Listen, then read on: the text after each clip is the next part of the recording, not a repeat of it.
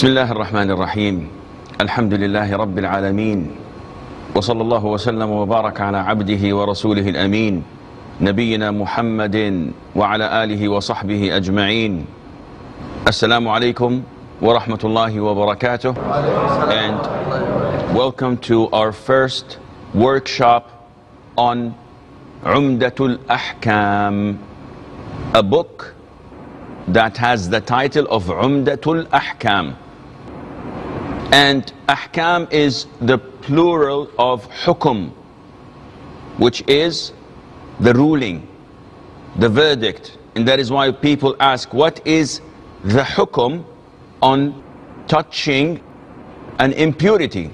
So we say that it is forbidden, it is makruh, depending on the situation. So Umdah is the main pillar, the thing that most people look for, and it is the main thing. So Umdatul Ahkaam is a book compiled by Abu Muhammad Abdul Ghani al-Jama'ili al-Maqdisi.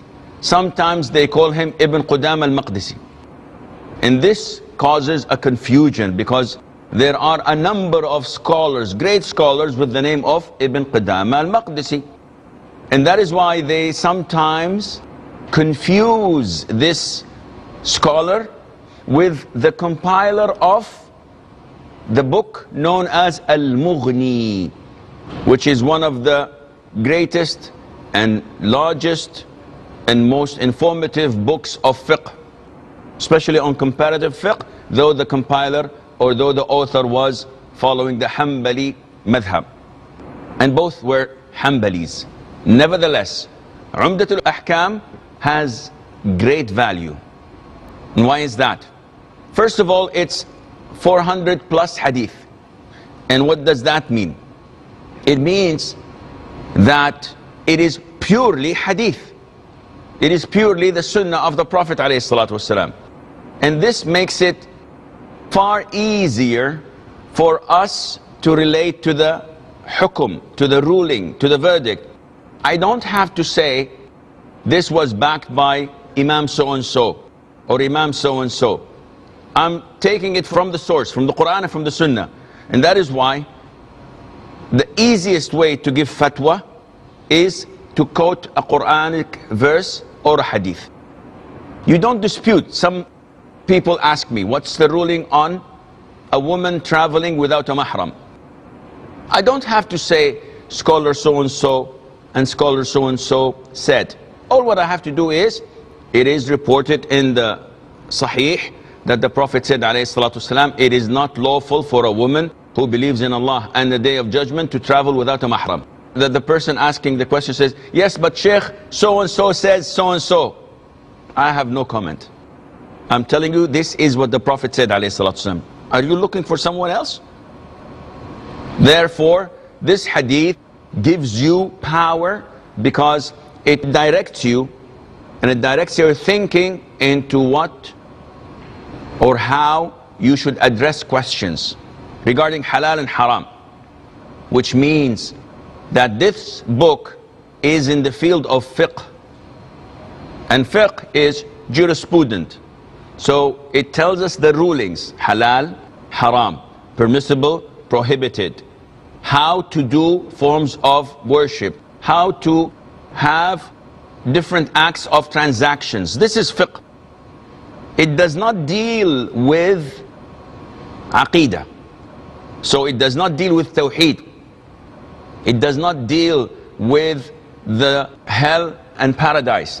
It does not deal with belief in general of angels, of messengers, of books, because this is another field of aqeedah. This is what you believe in. This has to do with halal and haram, rules, regulations, verdicts. It does not also deal with the Quran and the interpretation or the commentary on the Quran. It does not deal with akhlaq, with tarbiyah, with how to morally enhance your ethics, in the sense that this is the etiquette you should follow and these are the things you should not do regarding etiquettes. It deals with halal and haram. This book has been widely accepted throughout the Muslim world, despite the school of thought, because though the author was, or the compiler was a Hanbali, following the Hanbali fiqh, however, due to the nature of the book, it does not involve anything of his own madhab. It involves authentic hadith. And the question that may arise, is everything in this book authentic hadith, sahih? Are all the hadiths authentic? The compiler said that they are all from the sahih. And the majority of the hadiths we're going to study are agreed upon. What do we mean by agreed upon? It was narrated by Al-Bukhari and Muslim in the Sahih. And we always hear this wrong impression or the wrong description. We hear people say the 6 Sahih books. This is wrong. There are only 2 Sahih books, Bukhari and Muslim. And the other 4, Sunan, Abu Dawood, An-Nasa'i, At-Tirmidhi, and Ibn Majah, they include authentic and weak. And some may include even less than that. But the Bukhari and Muslim, the whole ummah of Ahlul Sunnah approve of them and accept them to have all authentic hadiths. So this book is one of the highest in degree of authenticity. Yet, this is the minimum requirement for any student of knowledge. And that is why this is not an advanced book. People usually, when they start studying hadith, that is related to fiqh. And one would say, what is the difference between hadith and fiqh? Hadith is the source of Islam, Quran and hadith. Fiqh is the understanding, the comprehension, the blessing and gift and favor of Allah upon those who are favored. The Prophet said, alayhi salatu wasalam, whomever Allah wills him good, Allah would grant him the fiqh in Islam, in religion. So if you see someone who has this understanding, this comprehension, not only that, plus practice, then this is a person whom Allah Azza wa Jal has favored, whom Allah Azza wa Jal willed goodness for him. And if you see a Muslim who's rich, who's famous, but he is ignorant, he doesn't know the deen, then you know that Allah did not will good for that person. Now, scholars differed in the way they acquire knowledge. Some of them focused only on fiqh. So they collected the opinion of Abdullah ibn al-Mubarak, Sufyan ibn Uyayna, or Qatada, or Ikrima, or Mujahid, or the companions, Ibn Abbas on one school, Ibn Umar on the other school, and all the 7 fuqaha, jurors of Medina. They differed, but these people who concentrated on fiqh collected everything. And they had a vast, huge amount of knowledge. However, there is a lot of dispute and differences in these information they collected. And without the test, without the equation that we can filter this information, we will have a lot of trouble. And that is why Allah tells us, if you dispute in anything, what you do? Refer it back to Allah and to His Messenger. Meaning, refer it back to the Quran and the Sunnah. Otherwise, we will be in trouble. Why? Because what's the ruling on drinking? School A says haram. School B says halal. School C says makruh, not recommended. School D says it is highly recommended. I'm lost. What to do? Allah says, if you dispute, refer to the Quran and Sunnah. Let me cross-examine and know whether it is halal or haram, or recommended or not recommended. Now, without the knowledge of hadith, you're unable to do this. Because I can give you 100 hadiths, and you can get all the fiqh, all the rulings from them. But if they're all weak or fabricated, then you're building your religion on fabricated things. And that is why without the knowledge of hadith, you will always find it difficult to know Islam properly. However, with only the knowledge of hadith, it will be difficult for you to understand the hadith without the fiqh, the tools of fiqh. So it is not a speciality that you have to take one and leave the other. A proper student of knowledge has to have a vast amount, a vast quantity, a vast knowledge of all sciences, so that he would be able to judge and to learn and to study. So, to go back to where we started, Umdatul Ahkaam is at the lowest level, meaning it's for beginners, and we're all beginners. We have a break. After the break, inshallah, we will continue on our topic between fiqh and hadith, so stay tuned.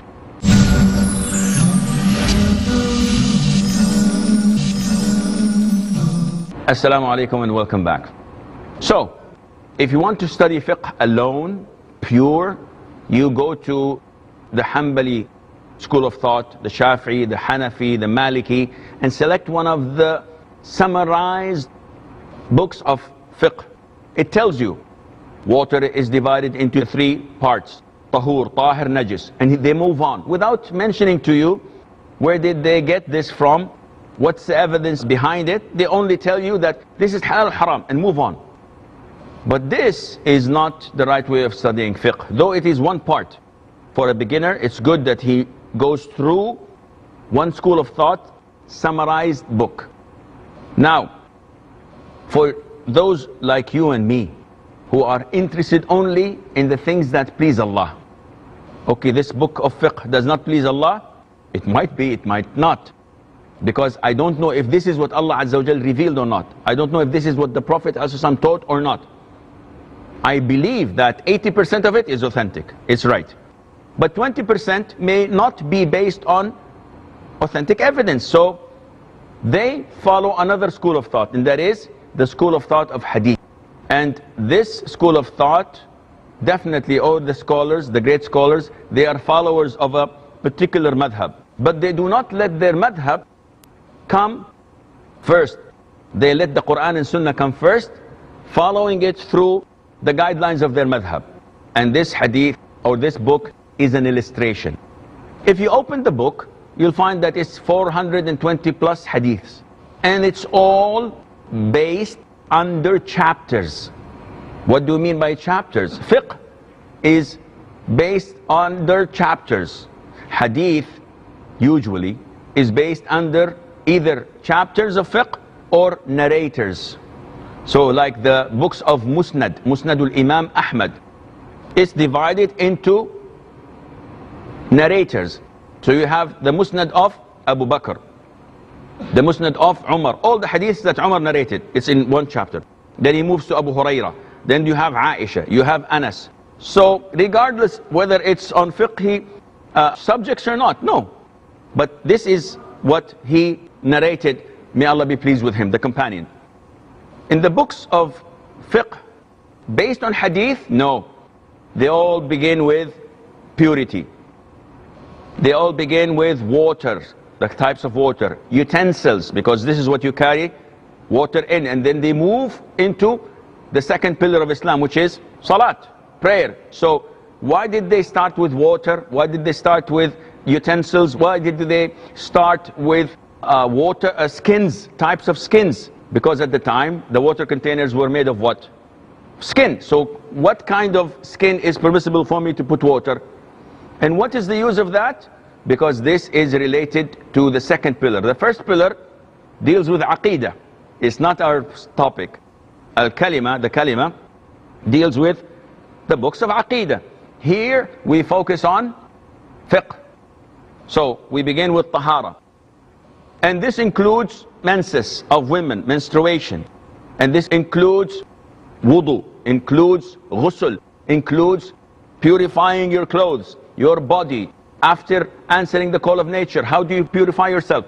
All of this is an introduction to prayer. Then they move to prayer, the second pillar of Islam. And they talk about the 5 prayers. They talk about the voluntary prayers. They talk about the prayers that are the Eidain, the Kusuf, the eclipse, asking Allah for water. And before all of that, they talk about timings, mawaqit. How do I know that the time of the prayer starts now or later? You have to identify this. And they go on until they finish everything related to prayer.